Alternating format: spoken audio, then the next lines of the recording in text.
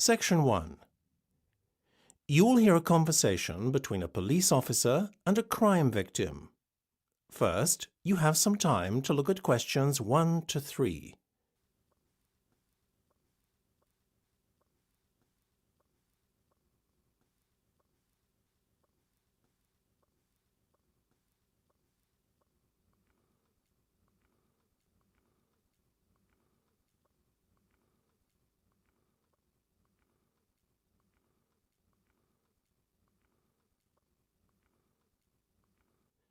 You will see that there is an example that has been done for you. On this occasion only, the conversation relating to this will be played first. Good afternoon, Sussex Constabulary, PC Browning speaking. Good afternoon. I would like to report a theft. Right, madam. First I need to get your details before we can proceed. Fine. Go ahead. The crime is theft. So, you write THEFT in the space provided. You should answer the questions as you listen, because you will not hear the recording a second time. Listen carefully and answer questions 1 to 3. Good afternoon, Sussex Constabulary, PC Browning speaking. Good afternoon. I would like to report a theft. Right, madam. First I need to get your details before we can proceed. Fine. Go ahead. Could you give me your first name and surname, please? Yes, it's Mary Tyndale. Could you spell your surname, please? Yes, it's T-I, that's I, not Y, N-D-A-L-E. Sorry, I didn't quite catch that. Was that an N or an M, you said? I know, the line's not good. I said N, not M. OK. And your home address and postcode? 4 Larch Avenue, Park Road, Swindon. Sorry, you said 4 Larch Avenue, as in L-A-R-C-H. Yes, and the postcode is FN1SW19. Before listening to the rest of the conversation, you have some time to look at questions 4 to 10.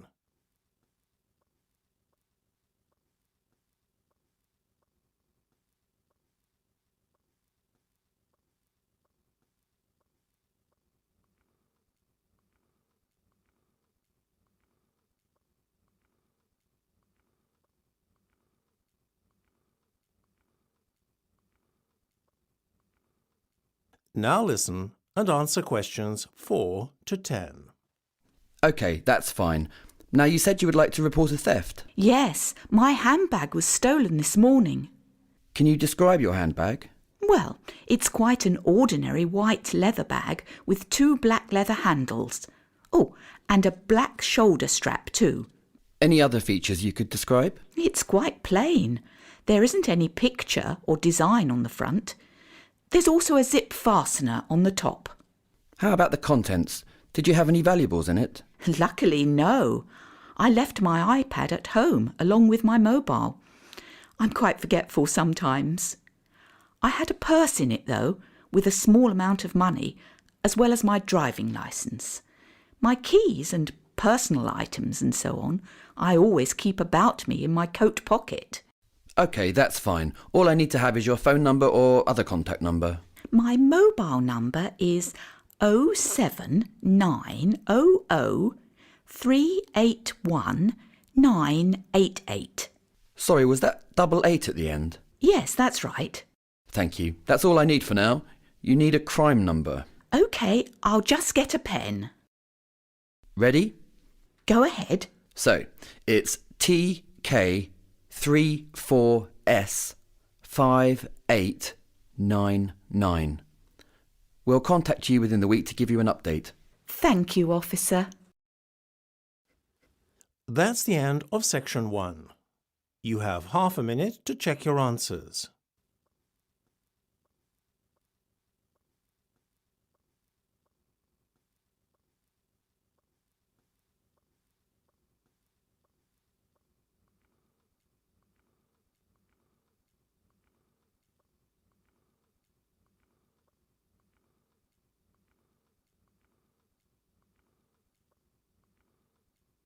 Now turn to Section 2. Section 2. You will hear a scientist giving a laboratory induction to a group of new employees. First, you will have time to look at questions 11 to 15.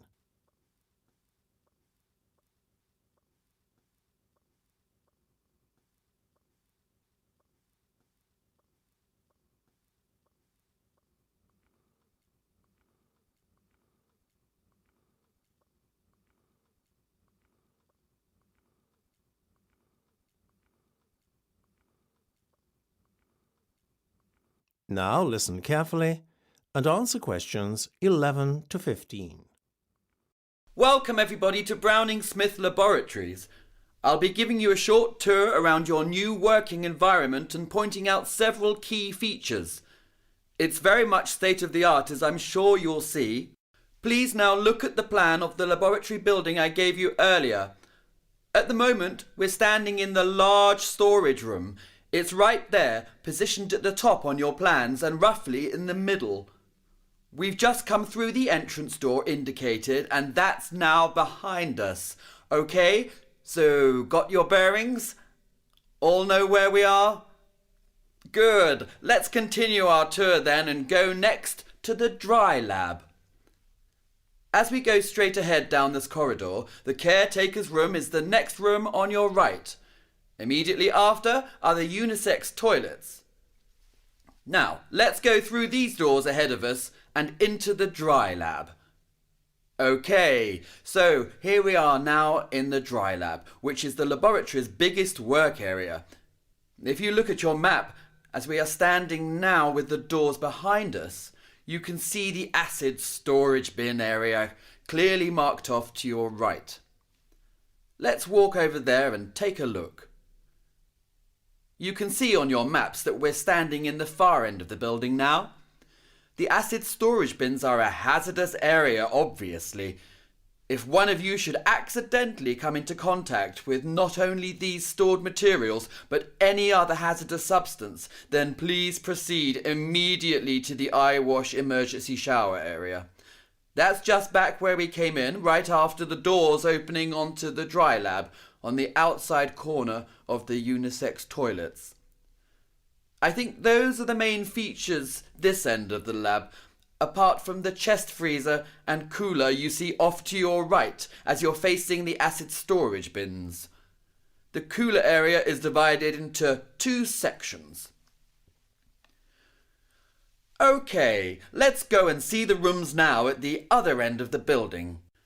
Now don't turn off to your left. That's where we entered the lab, if you'll remember.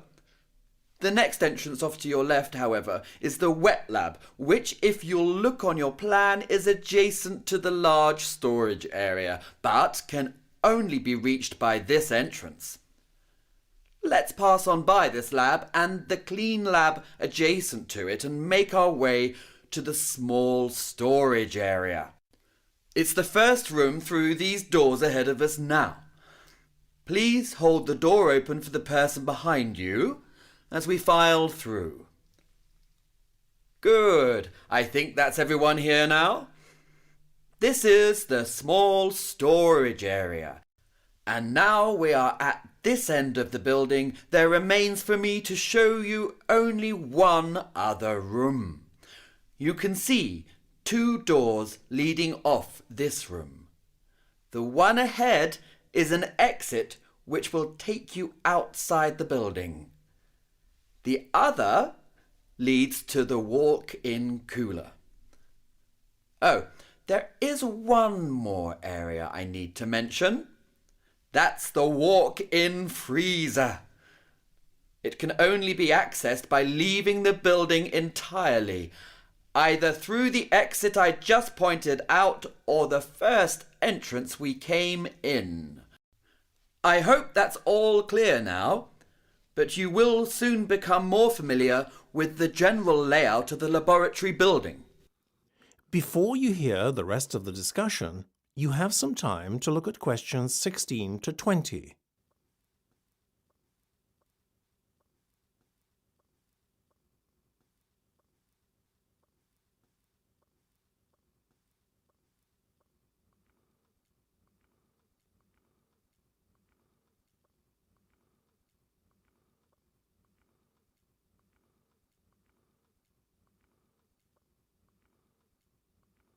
Now listen and answer questions 16 to 20.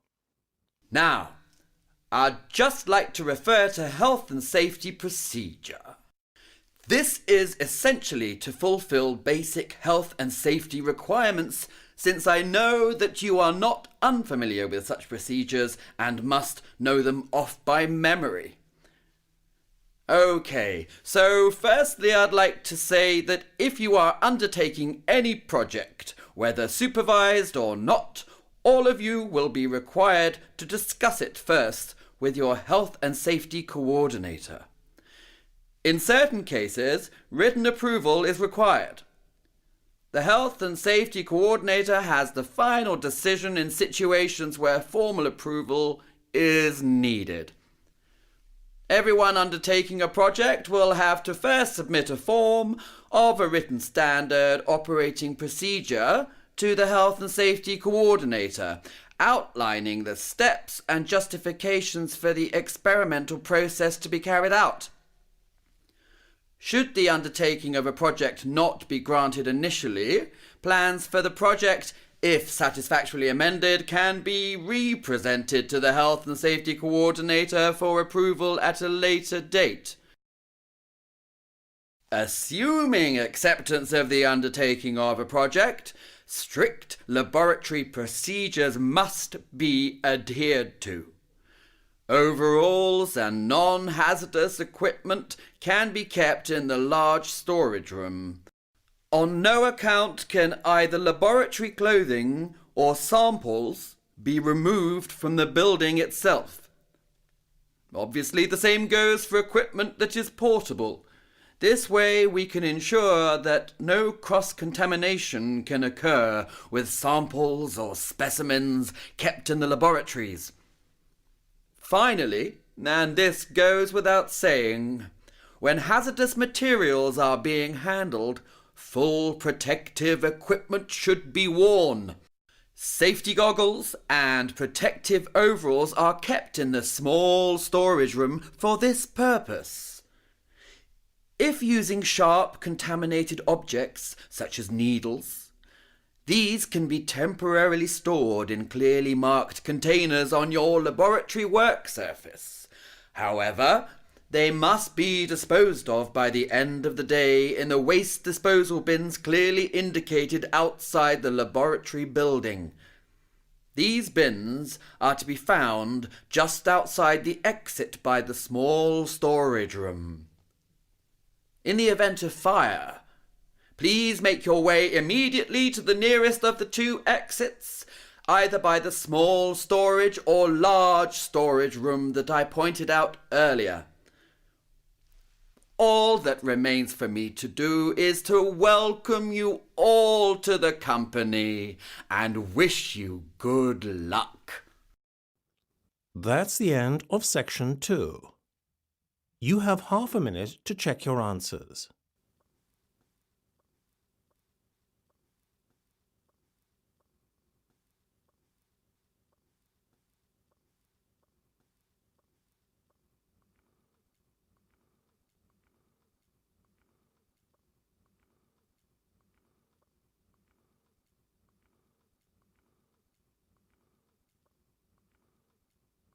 Now turn to section 3. Section 3. You will hear a discussion between two students of criminology and their lecturer. First, you have some time to look at questions 21 to 25.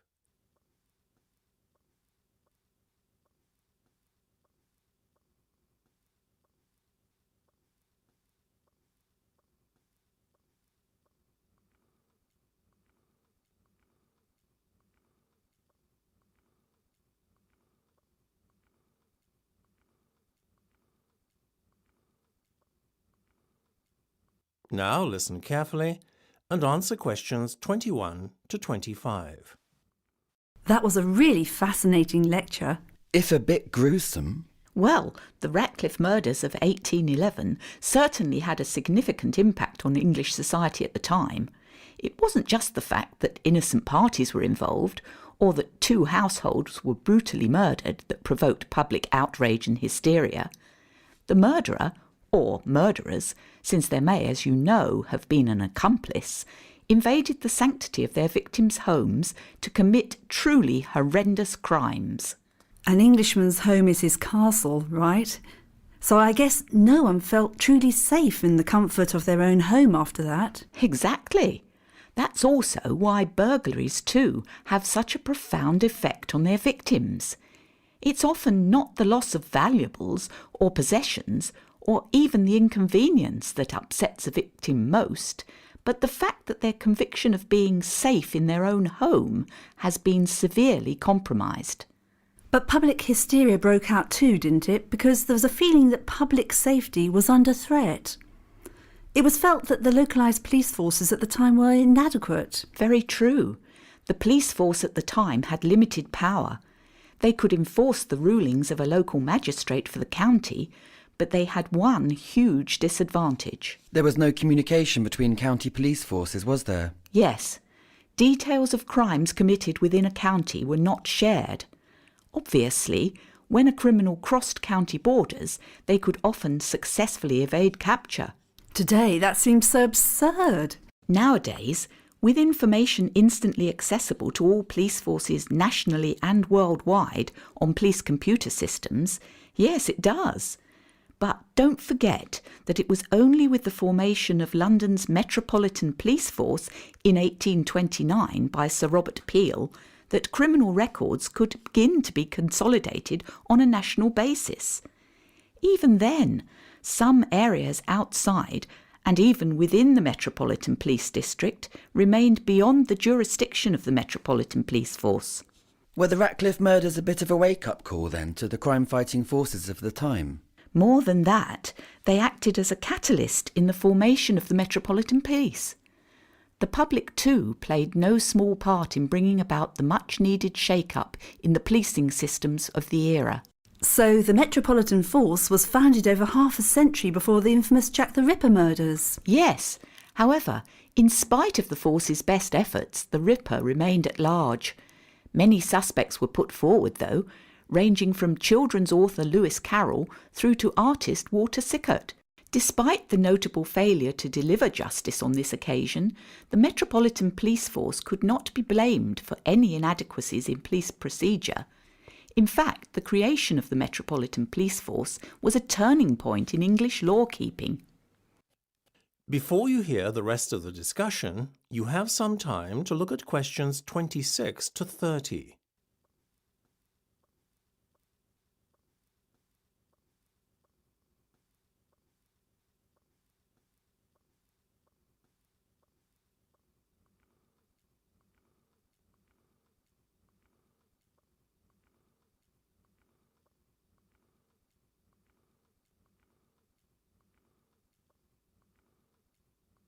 Now listen and answer questions 26 to 30.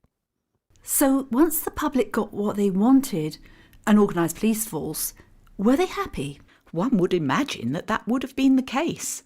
However, the public in fact showed a resentment towards the new law enforcers. Really?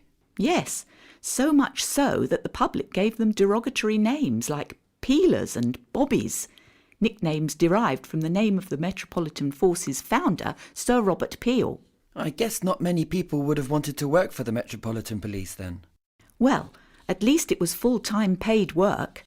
In fact, policing only first became a permanent full-time profession with the advent of Henry Fielding. He formed a force armed with pistols, known as the Bow Street Runners, in 1749, answerable to and paid by a magistrate's office.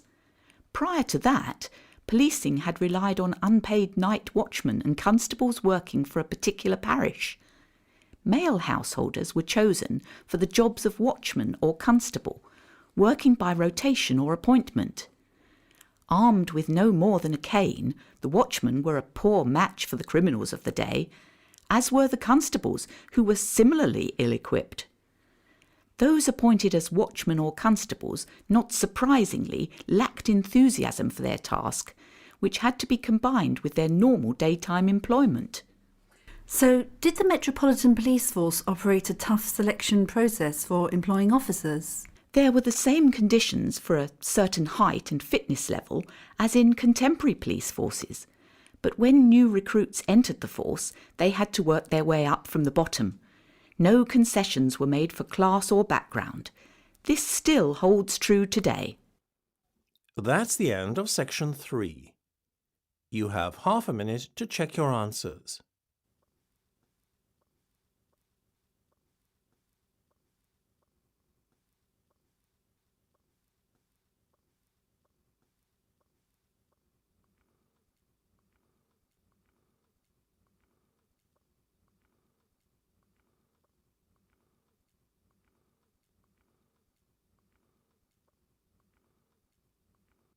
Now turn to section 4. Section 4. You will hear a recording describing a trial courtroom and the conduct of legal trials. First, you have some time to look at questions 31 to 40.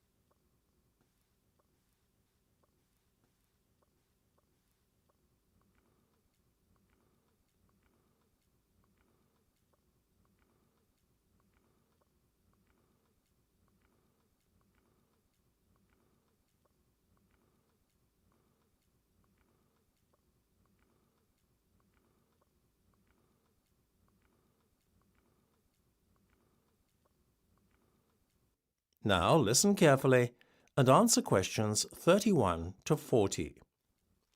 Although variations occur in courtroom layouts, this is a description of a standard UK trial courtroom. In a trial courtroom, the judge is invariably seated behind an elevated desk or bench. Adjacent to the bench are the witness stand and a section that is slightly larger to accommodate the court reporter. Behind the court reporter, the bailiff stands against the wall of the courtroom throughout the proceedings.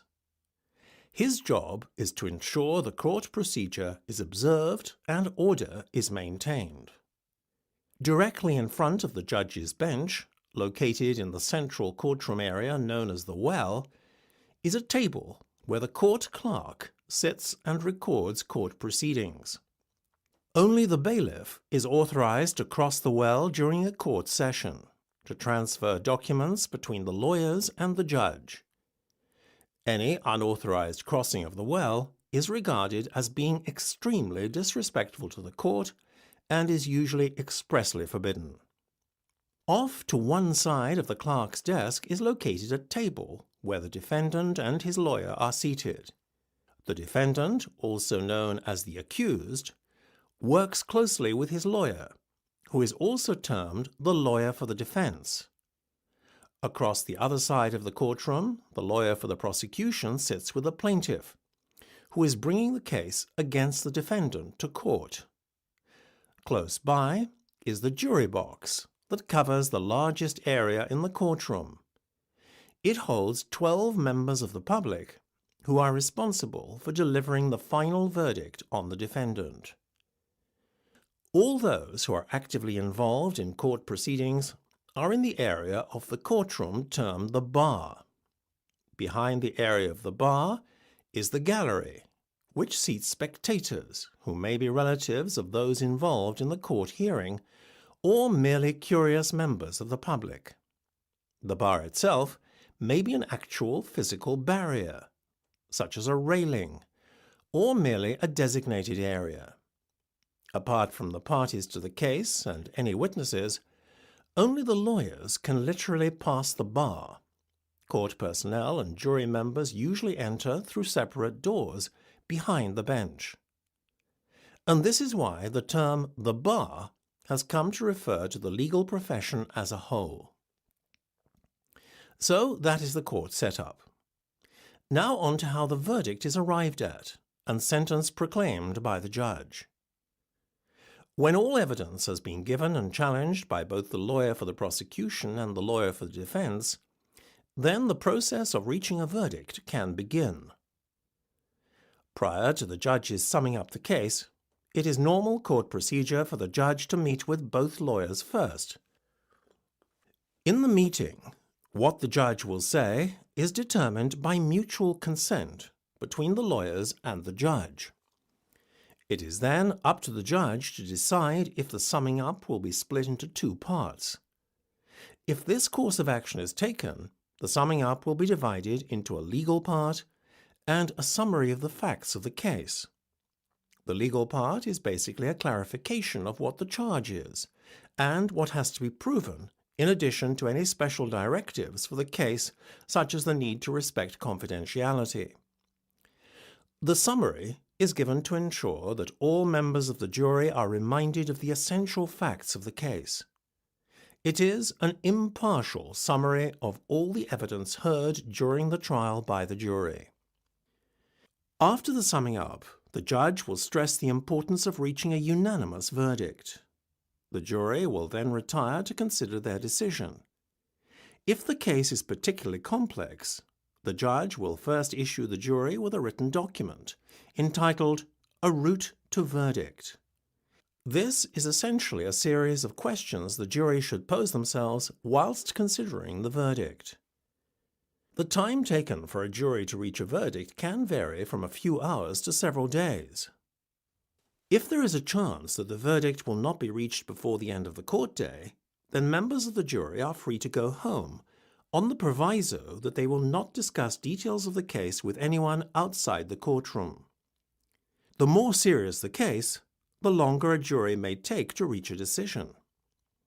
If the jury continues to struggle to reach a verdict, the judge will deliver a Watson direction, which is also known as a give and take direction. Essentially, this is a directive reminding the jury of their oath and to maintain unbiased views whilst discussing the verdict. Should the jury not be unanimous in their decision, then a majority verdict is permitted. Once the verdict has been delivered, the sentencing of the accused is left entirely to the judge. The jury is, however, permitted beforehand to influence the judge's sentencing in order to make it more lenient. Accordingly, a recommendation of mercy is added to the jury verdict. Whether the judge takes this into account is entirely up to them. That is the end of section 4. You now have half a minute to check your answers.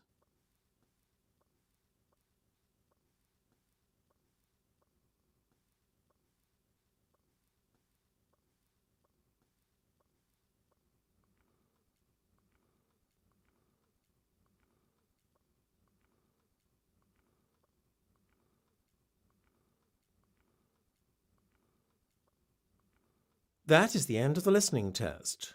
You now have 10 minutes to transfer your answers to the listening answer sheet.